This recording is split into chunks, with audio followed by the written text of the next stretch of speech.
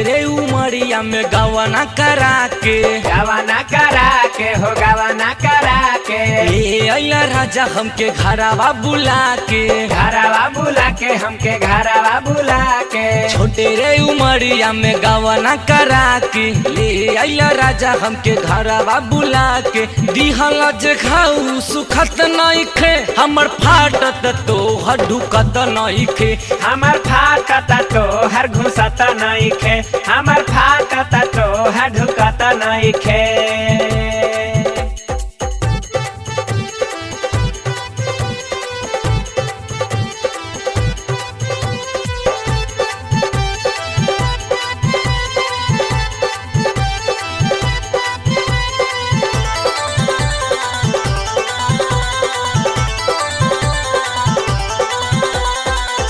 जके एज न भइल बाए राजा ना भइल बाए राजा टिक भर मिली न तोहरा के माजा ना तोहरा के माजा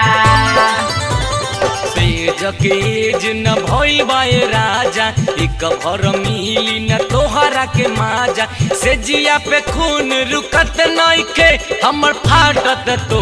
ढुकत नइखे हमर फाटत तो हर घुसत नइखे हमर फाटत तो हर ढुकत नइखे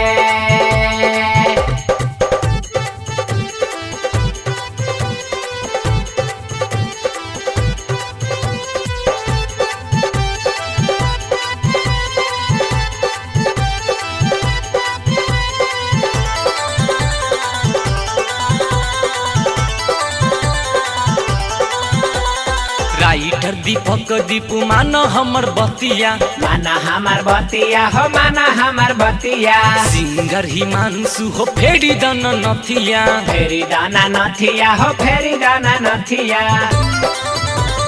राइटर दीपक दीपू मान हमर बतिया सिंगर हिमांशु हो फेरी दाना नथिया ई दुख तहरा दिखत नइखे हमर फाटत तो